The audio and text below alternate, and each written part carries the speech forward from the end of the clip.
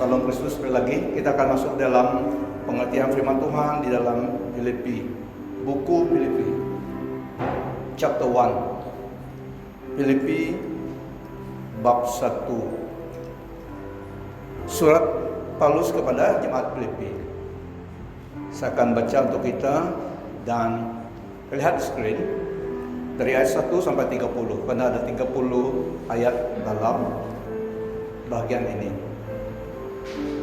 Dari Paulus dan Timotius, hamba-hamba Kristus Yesus, kepada semua orang kudus dalam Kristus Yesus di Filipi, dengan para penilik jemaat dan deacon.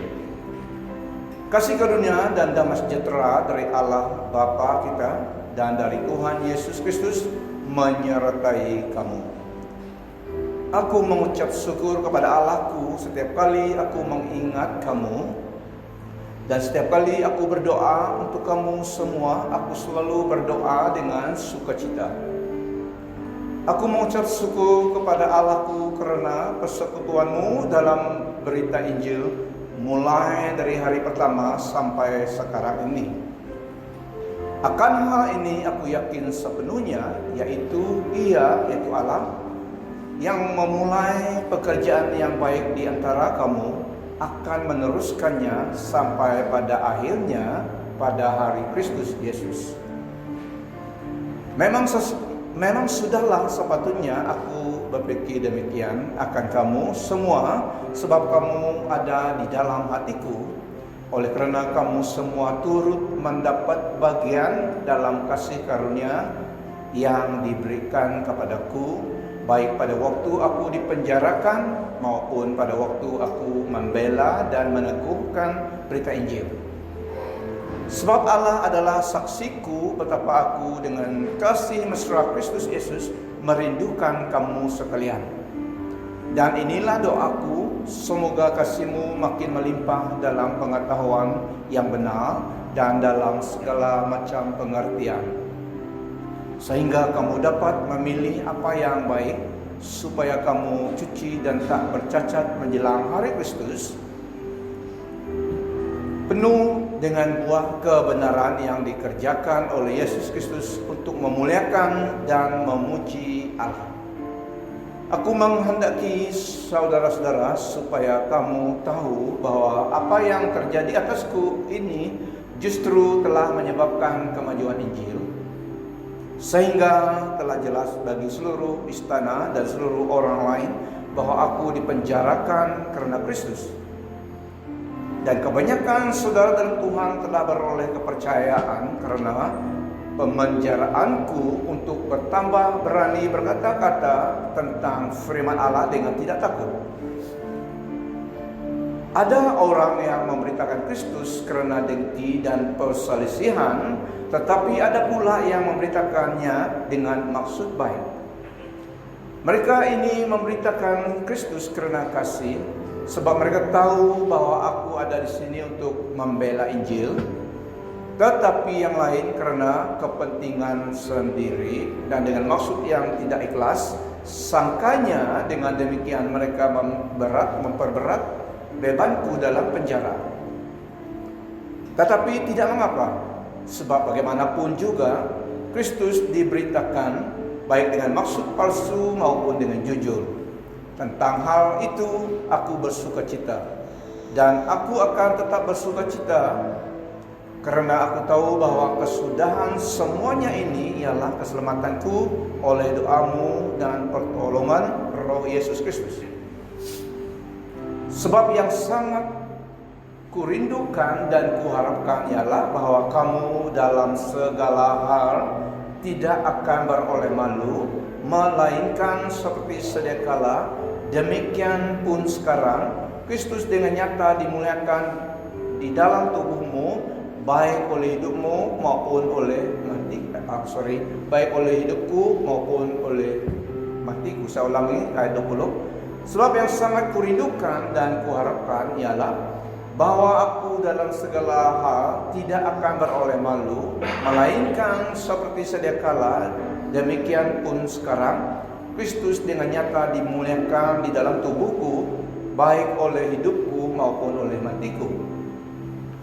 Karena bagiku hidup adalah Kristus dan mati adalah keuntungan. Tetapi jika aku harus hidup di dunia ini, itu berarti bagiku bekerja memberi buah. Jadi bagaimana yang harus kupilih? Aku tidak tahu. Aku didesak dari dua pihak. Aku ingin pergi dan diam bersama-sama dengan Kristus. Itu memang jauh lebih baik. Tetapi lebih perlu untuk tinggal di dunia ini karena kamu. Dan dalam keyakinan ini, tahulah aku akan tinggal dan akan bersama-sama lagi dengan kamu sekalian, supaya kamu makin maju dan bersuka cita dalam iman, sehingga kemegahanmu dalam Kristus Yesus makin bertambah karena aku, apabila aku kembali kepada kamu. Hanya hendaklah hidupmu berpadanan dengan Injil Kristus, supaya apabila aku datang, aku melihat, dan apabila aku tidak datang, aku mendengar bahwa kamu teguh berdiri dalam satu roh dan sehati sejiwa berjuang untuk iman yang timbul dari berita Injil, dengan tiada digentarkan sedikit pun oleh lawanmu. Bagi mereka semuanya itu adalah tanda kebinasaan, tetapi bagi kamu tanda keselamatan, dan itu datangnya dari Allah. Sebab kepada kamu dikaruniakan bukan saja untuk percaya kepada Kristus, melainkan juga untuk menderita untuk Dia. Dalam pergumulan yang sama seperti yang dahulu kamu lihat padaku dan yang sekarang kamu dengar tentang aku. Dari ayat 1 sampai 30. Sebelum itu, untuk info kita, envelope ini kita tidak akan jalan tangguh dan ada bakul situ, boleh letak situ. Oke?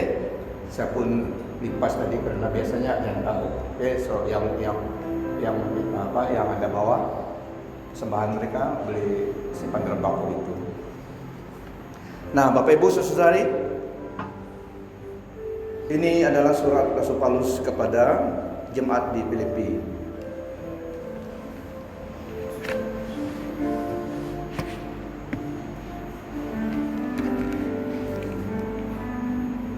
Kita akan melihat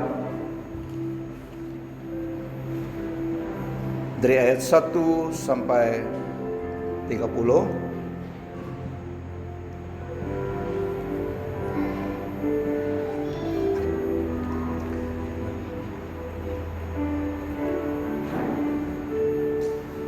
Pertama kita akan lihat background surat ini, latar belakang surat ini.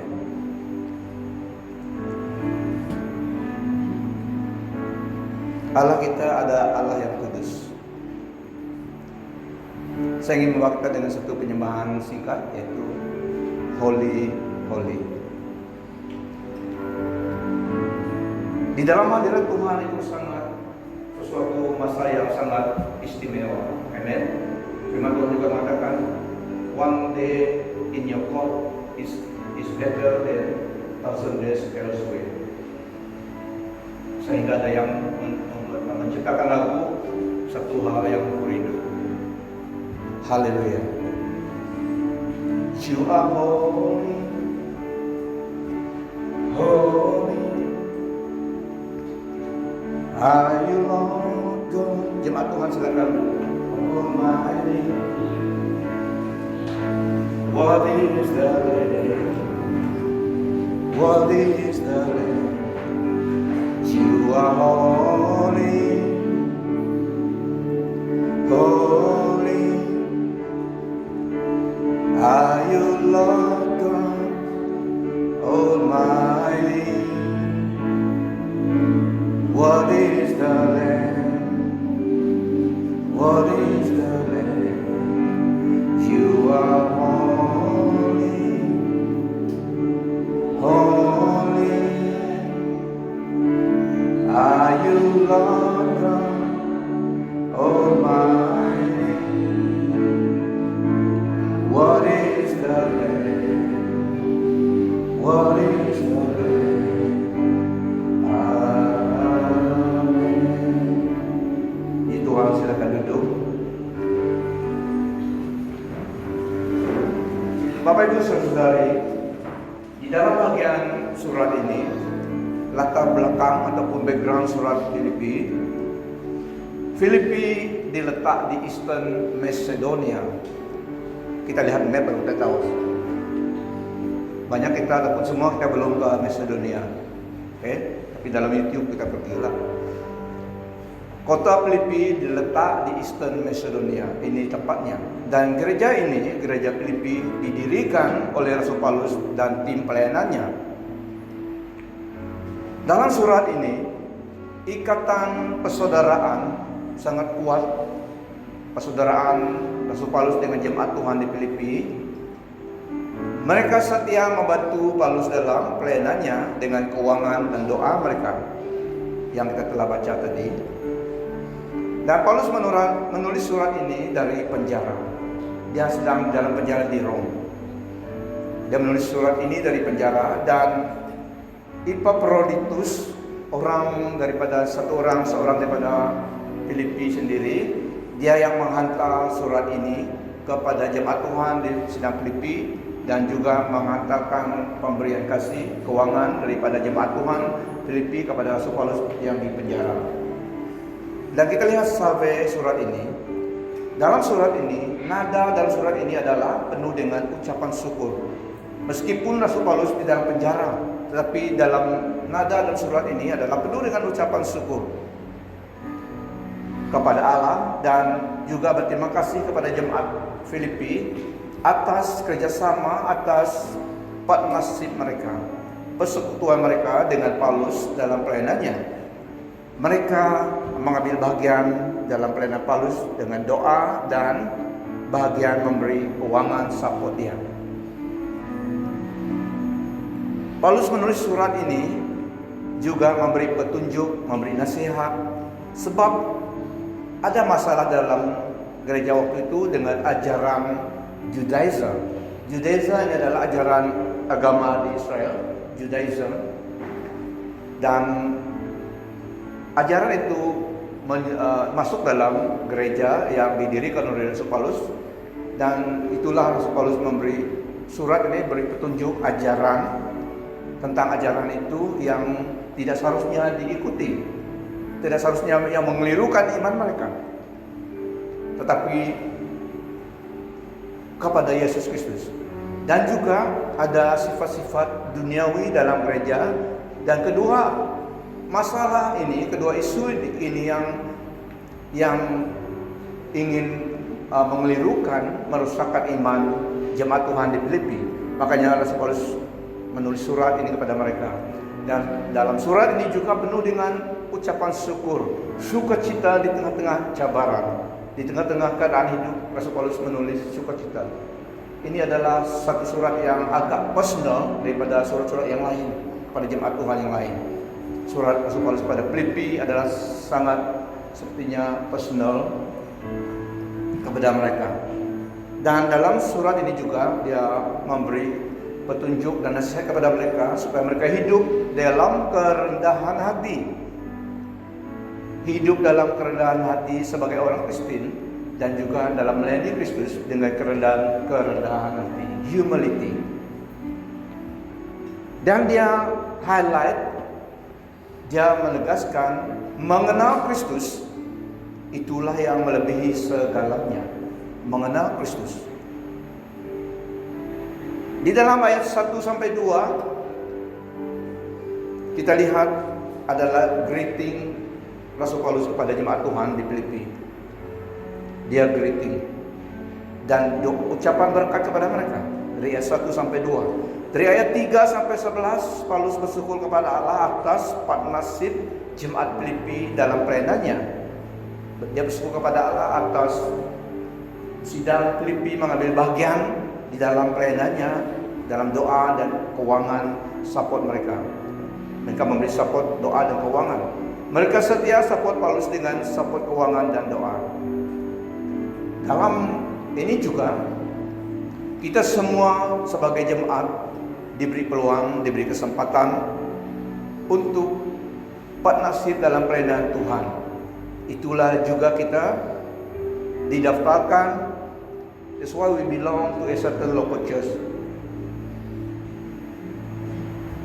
supaya kita ada kesempatan, supaya kita ada peluang dalam bagian itu. Dengan doa kita, dengan support kita, penglibatan kita dalam pelayanan Tuhan. Makanya itu tujuannya seperti sidang di Filipi.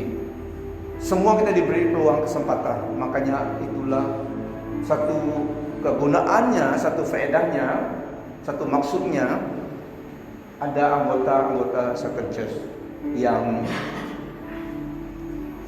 daftar di situ.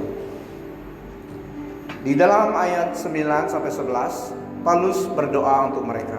Doanya dalam ayat ini, dalam ayat 11, 9 sampai 11, dan inilah doaku, semoga kasihmu makin melimpah dalam pengetahuan yang benar dan dalam segala macam pengertian. Supaya, ayat 10, supaya sehingga kamu dapat memilih apa yang baik, supaya kamu suci dan tak bercacat menjelang hari Kristus, penuh dengan buah kebenaran yang dikerjakan oleh Yesus Kristus untuk memuliakan dan memuji Allah. Ini doa Paulus supaya jemaat Tuhan di Filipi diberkati dengan pengetahuan akan yang benar tentang Tuhan Yesus Kristus dan mereka dapat hidup suci. Tapi semuanya adalah karena Yesus yang melakukannya. Tapi mereka harus berserah kepada kehendak Tuhan. So ini doa Paulus supaya hidup mereka memuliakan Tuhan. Dan dalam ayat 12 sampai 18, di situ dia menyatakan dalam ayat 12 sampai 18, yang penting Kristus disebarkan, Kristus diberitakan. Meskipun ada orang memberitakan tentang Kristus dengan motif yang tidak baik,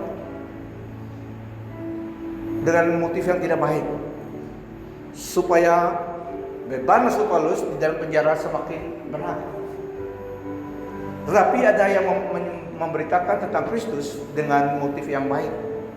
So ada dua motif di dalam pelayanan Tuhan memberitakan firman Tuhan. Rupanya ada begitu ya. Memang ada. Dari dulu pun sudah ada.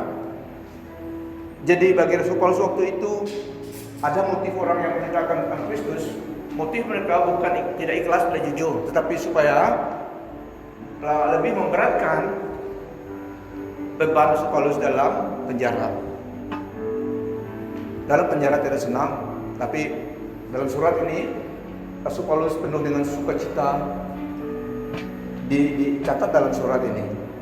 Tetapi ada yang memberitakan Kristus dengan motif yang baik juga. Tapi yang penting Kristus disebarkan, Kristus diberitakan.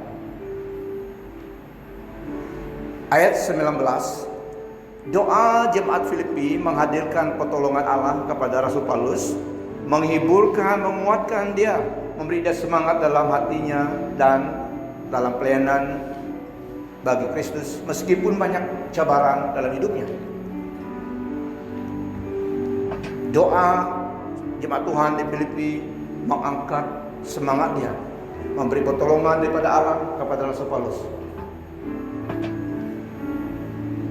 Bagi dia, ayat 21, bagi Rasul Paulus, hidup adalah untuk Kristus dan mati adalah keuntungan bagi hidupnya. Bagaimana dengan kita? Meskipun kita bukan rasul, tapi semua kita diberi peluang untuk hidup dalam tujuan dan rencana Allah bagi kehidupan kita. Nah, Bapak Ibu, saudari, bagi Kristus, hidup adalah untuk Kristus dan mati adalah keuntungan. Mati adalah keuntungan katanya. Dan dalam ayat seterusnya 21 sampai 22, karena bagiku hidup adalah Kristus dan mati adalah keuntungan. Tetapi jika aku harus hidup di dunia ini, itu berarti bagiku bekerja memberi buah. Jadi mana yang harus kupilih? Aku tidak tahu. Rasul Paulus tahu keutamaan dalam hidupnya sebagai hamba Tuhan yang sebagai rasul, priority dalam hidupnya. Baik bagi diriku, tetapi lebih perlu untuk jemaat jemaat pelangi pula, jemaat Filipi. Oke, Paulus katakan di sini, baik bagi dia kalau dia balik kepada Kristus karena selesai tugas di dunia ini. Tetapi lebih perlu untuk jemaat Filipi dia masih ada. Itu dia ucapkan dalam ayat yang 21 sampai 22. Ayat 23 sampai 25 dia menyatakan, aku didesak dari dua pihak. Bagi dia sebenarnya aku ingin pergi dan diam bersama-sama dengan Kristus. Itu memang jauh lebih baik. Tetapi lebih perlu untuk tinggal di dunia ini karena kamu. Dan dalam keyakinan ini tahulah aku ingin tinggal dan akan bersama-sama lagi dengan kamu sekalian supaya kamu makin maju dan bersukacita dalam iman. So, Rasul Paulus tahu keutamaan dari hidupnya pada masa itu. Dia tidak self-centered. Dia boleh saja mau dia awal balik bersama dengan Kristus, tapi lebih perlu untuk jemaat Filipi, dia masih bersama dengan mereka. Dia menggunakan peluang kesempatan yang ada, mendorong, menguatkan iman mereka, mengajar, mendidik mereka. Dia guna kesempatan yang ada pada dia untuk mendorong, membangun kehidupan rohani mereka pada masa itu. Itu kita lihat dalam ayat 23 sampai 25. Di dalam ayat 27, dia memberi nasihat kepada mereka supaya mereka hidup berpadanan dengan Injil Kristus. Corak kehidupan sebagai orang percaya, lifestyle yang seharusnya mereka jalani setiap hari. Di tengah-tengah ajaran Judaism yang mengajar juga ajaran agama itu, Rasul Paulus memberikan petunjuk, nasihat supaya jemaat di Filipi seharusnya hidup berpadanan dengan Injil Kristus. Dilihat orang ataupun tidak dilihat orang, public life ataupun private life kita sebagai orang percaya, kita harus hidup mana yang berkenan di hadapan Tuhan. Ini maksudnya bagi mereka, sama ada dilihat orang di muka umum ataupun di private life, harus hidup sesuai berpadanan dengan Injil Kristus. Dalam ayat 28, di situ banyak orang yang menentang juga.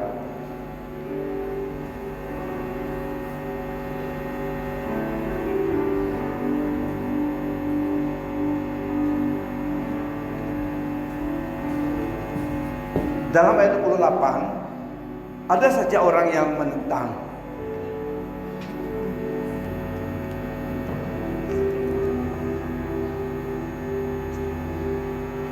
Begitu juga kita, ada saja orang di sekitar, sekeliling kita yang menentang kita dalam hidup rohani kita. Dalam ayat 28 itu juga, mereka di sidang Filipi, ada saja orang yang menentang supaya melemahkan semangat mereka. Tidak dinafikan, tidak semua yang saya sekata dengan iman yang jemaat Filipi pegang. Makanya dalam ayat 28 ini ada yang menentang. Ada yang menentang supaya mereka lemah dari semangat mereka dan juga keadaan di sekitar mereka. Tetapi Rasul Paulus menasihatkan, mendorong mereka. Yang penting adalah kita hidup menyenangkan hati Tuhan, hidup berkenan di hadapan Tuhan yang adalah Hakim yang hadir. Di dalam ayat 29 sampai 30, pergumulan dalam hidup mereka sebagai orang percaya ada mereka alami. Sebab kepada kamu dikaruniakan bukan saja untuk percaya kepada Kristus, melainkan juga untuk menderita untuk Dia. Dalam pergumulan yang sama seperti yang dahulu kamu lihat padaku dan yang sekarang kamu dengar tentang aku. Sebagai orang percaya, seperti gereja di Filipi, mereka juga mengalami persecution. Persecution maksudnya pergumulan, cabaran. Datang tujuan persecution itu, tujuan penderitaan itu menggugat iman mereka. Tetapi Allah setia.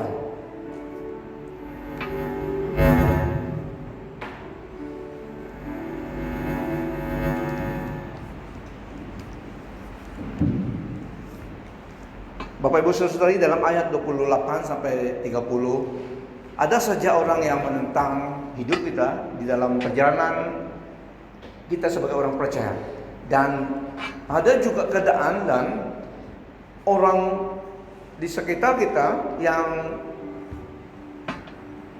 coba melemahkan semangat kita. Sepertinya kita menderita karena iman kita kepada Tuhan. Dan ada keadaan, ada orang yang melemahkan, yang menghalang usaha supaya kita lemah di dalam pegangan iman kita. Tetapi Paulus berkata, yang penting adalah sebenarnya itu tandanya kamu diselamatkan, dan tandanya mereka akan binasa. Jadi dia mendorong mereka supaya memandang kepada Kristus. Apa yang dia telah mulai dalam hidupmu, di tengah-tengah kamu, apa yang Tuhan lakukan, dia sanggup memelihara sampai ke garis akhir. Jadi dia mendorong mereka, meskipun ada halangan, ada cabaran daripada orang, daripada keadaan, dia mau mereka fokus kepada Allah yang sanggup, yang setia dan maha kuasa, yang sanggup menolong mereka. Apa yang dia mulai dalam hidup mereka, dia akan sanggup membawa sampai ke garis akhir. Kasih anugerahnya, kesetiaannya, kuasanya di atas semua keadaan yang mereka alami, yang kita alami. Nah, Bapak Ibu Saudari, inilah yang terjadi di dalam pasal 1 dalam surat Filipi. Saya ingin highlight beberapa poin di sini. Doa. Seperti sidang Filipi, meskipun tidak semua mereka berjumpa muka dengan Paulus melalui surat saja, karena ada di dalam penjara. Doa, dengan doa kita dapat memberi pertolongan kepada orang lain,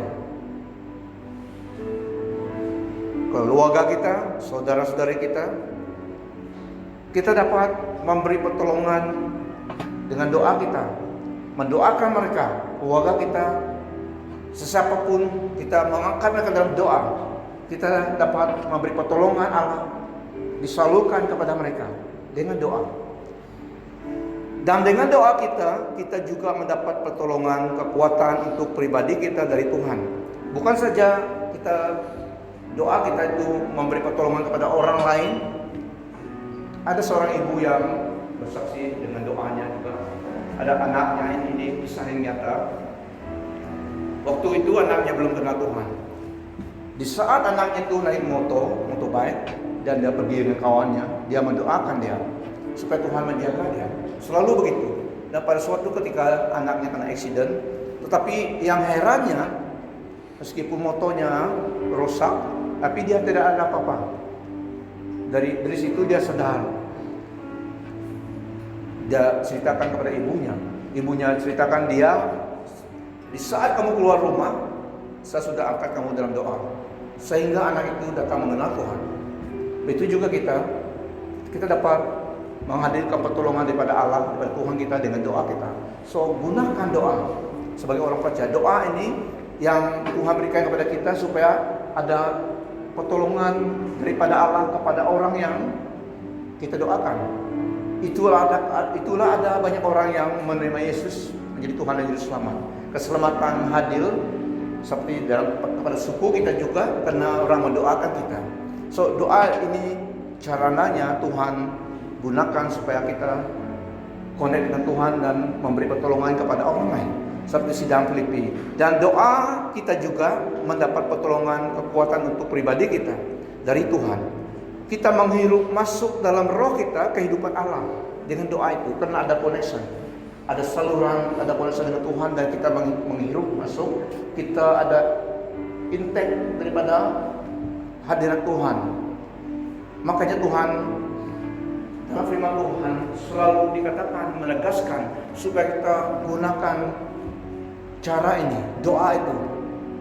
Jadilah pribadi yang berdoa. Dalam firman Tuhan katakan, devote yourself to prayer. Pray without ceasing. Doa dengan tidak putus-putus. Karena pentingnya bagi kita. Waktu disciple Tuhan Yesus bersama dengan dia, mereka melihat mujizat berlaku, bread multiply, dan orang sembuh, dan orang mati dibangkitkan juga, dan banyak mujizat yang mereka lihat. Mereka mau tahu rahasianya. Jadi mereka katakan kepada Tuhan Yesus, waktu mereka naik ke gunung Transfiguration, the Mount of Transfiguration juga, mereka melihat kemuliaan Tuhan, mereka mendengar suara daripada Allah, banyak mujizat yang mereka dengar. Tapi pada suatu ketika waktu mereka bersama dengan Tuhan, mereka tanya dia. Yang mereka tanya adalah, teach us to pray. Tidak mereka tanya bagaimana dapat melakukan mujizat itu Tuhan. Mereka tanya, ajar kami berdoa, teach us how to pray. Karena mereka tahu ini rahasianya. Kenapa mujizat berlaku? So, Bapak Ibu Saudari, pentingnya doa.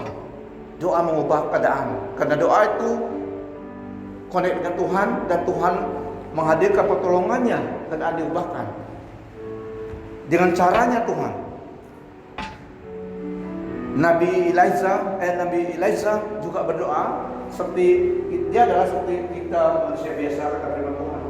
Tapi dia berdoa dengan sungguh-sungguh. Berdoa itu juga harus sungguh-sungguh. The earnest fervent prayer of a righteous man. Bukan doa segitu saja. Tuhan tolong saya hari ini. Harus ada iman. Amen. You mean business dengan God. You mean business with God. Walaupun doa singkat, tetapi you mean business dalam hati. Doa dengan iman. Meskipun tidak tahu bagaimana berkata-kata yang sempurna, Tuhan tahu isi hati kita. Yang penting kita reaching out to God. So doa ini sangat penting dalam hidup kita.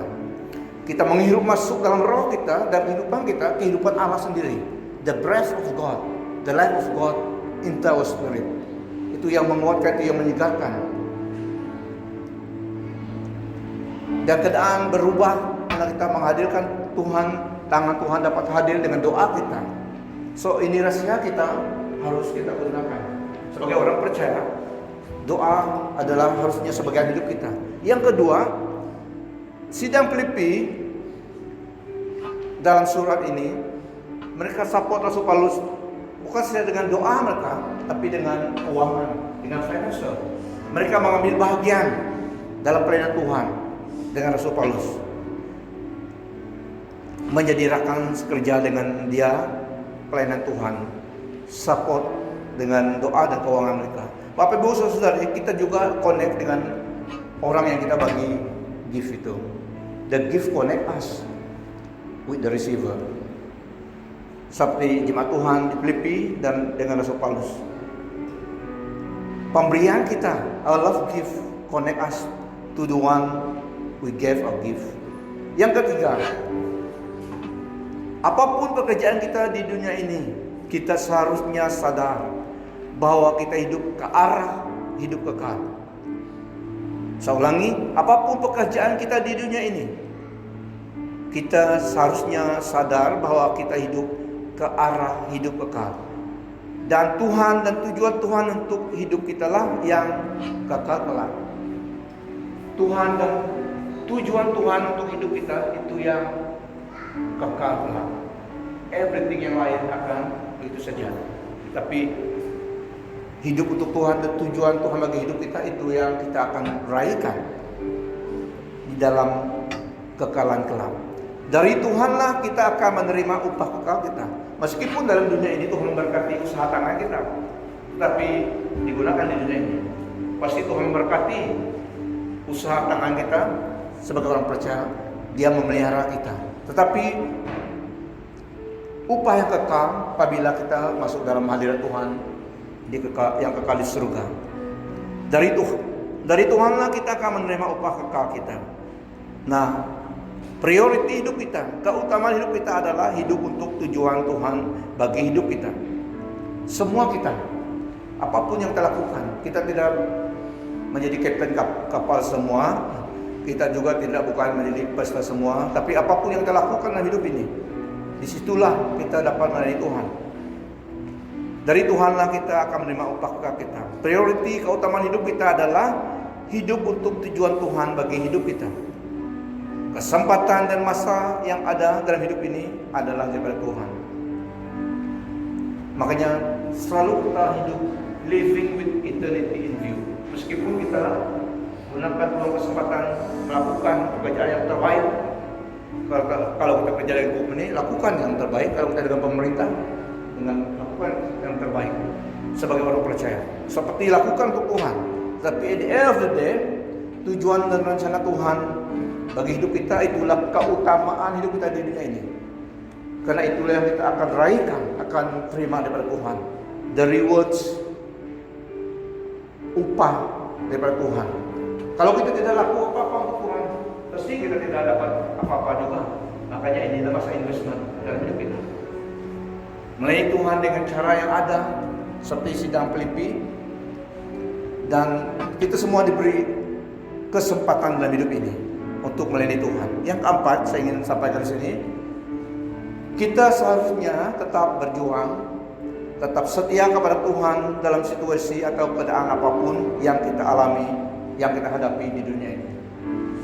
Selalu saya katakan, tidak ada seorang, baik dia orang Kristen, tidak ada seorang yang tidak mengalami cabaran rintangan dalam hidup ini. Semuanya di dalam dunia ini ada masanya kita mengalami cabaran, rintangan. Seperti Rasul Paulus juga. Terkadang kita rasakan want to give up, tetapi apabila kita ingat Tuhan, connect dengan Tuhan yang memberi kita kekuatan, memberi kita harapan lagi. Karena at the end of the day, Tuhanlah yang mempunyai hidup kita, kepada Tuhanlah yang kita accountable, apa yang kita lakukan. Dalam firman Tuhan Yohanes 10 ayat 28 sampai 30, selalu ingat ini, selalu hafal dan selalu quote untuk diri saya. There is no one who can snatch us up from the hand of our Lord and Savior Jesus Christ. There is no one who can snatch us out from the hand of Father God. Tiada sesiapa pun yang dapat merebut kita daripada tangan Tuhan dan Juru Selamat kita Yesus Kristus.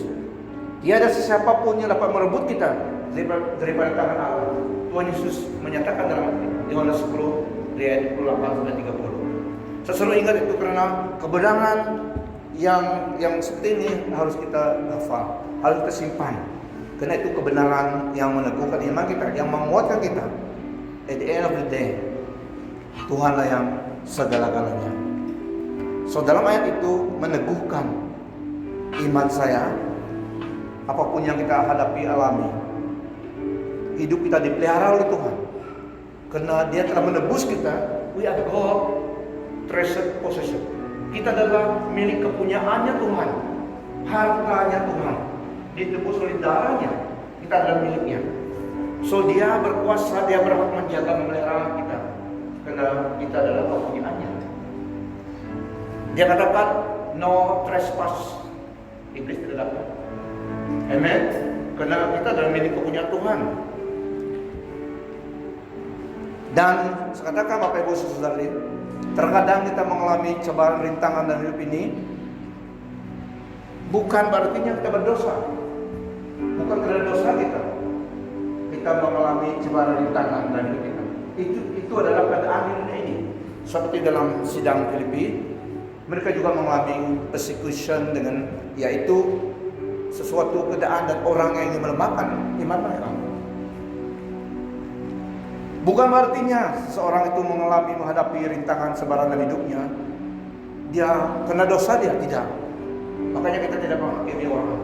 Tetapi terkadang dengan imannya, karena imannya dia mengalami cobaan.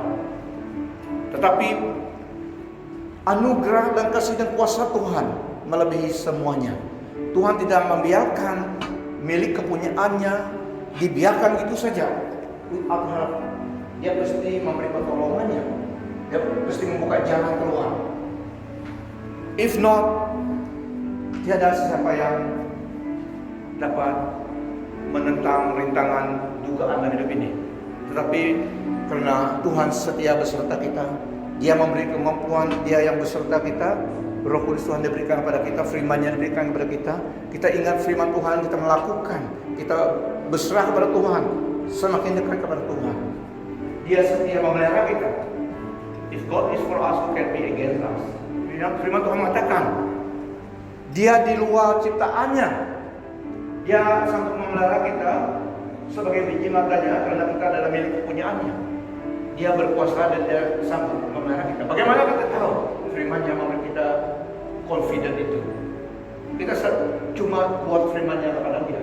Tuhan, Engkau adalah pembelaku, penebusku, gunung batuku, batu karang yang teguh. Jadi itu firman Tuhan. Confess firman Tuhan dan terus pegang firman Tuhan. Iman timbul daripada kebenaran firman Tuhan. Faith come by hearing, and hearing by the word of God. Kalau kita mau iman kita kuat, kita harus mendengar firman Tuhan, merenungkan firman Tuhan. Karena iman timbul daripada pendengaran firman Tuhan dan melakukannya. Di dalam surat ini, inilah beberapa kebenaran yang harus kita ketahui. Kita akan berdoa. Biar kita juga angkat saudara-saudara kita dalam doa kita. Doa untuk pastor, family, sepertinya saling berdoa. Seperti Rasul Paulus dan jemaat Tuhan di Filipi. Mereka saling berdoa, ada connection. Meskipun dalam penjara dia, tapi mereka tidak menghina dia. Mereka berada di situ, support dia. Dia berada di situ dan mereka untuk dia, dia untuk mereka. Satu keluarga. Mari kita sejenak berhenti sejenak, tunduk kepala kita.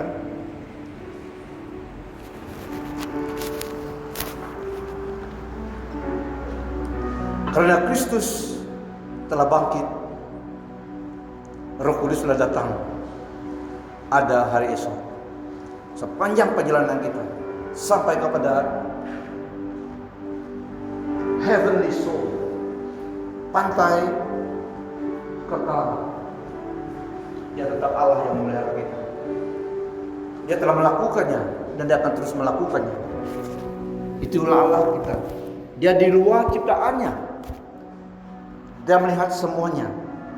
Dia tidak di dalam ciptaannya. Dia di luar. Dia melihat apa yang berlaku. Dia maha kuasa, maha hadir. Dia tahu. Kita sebagai biji makanya diperhatikan Tuhan. Karena Yesus Kristus penebus kita. Makanya Bapak Ibu Saudaraku, saya ulangi, saling mendoakan satu sama yang lain. Mendoakan dirimu dan ada hubungan Tuhan dengan Tuhan dalam doa kita. Ini harusnya corak kehidupan kita. Rasul Paulus katakan, whether I am there with you,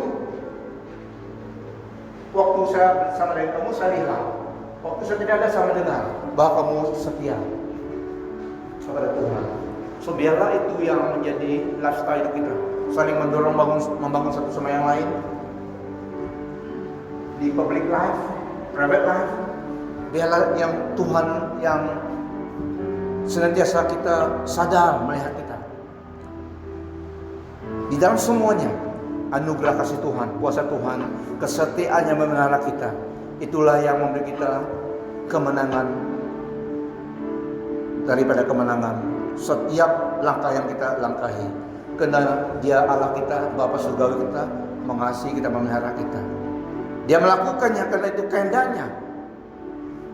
Dan sebagai Bapa yang baik, Allah yang Maha Kuasa yang sanggup, Dia prihatin akan kehidupan kita. Dia melakukannya karena itu kehendaknya, untuk kebaikan kita, untuk kemuliaan bagi namanya. Bagi Dialah kemuliaan, kebesaran, keagungan dari kekal sampai kekal selama-lamanya.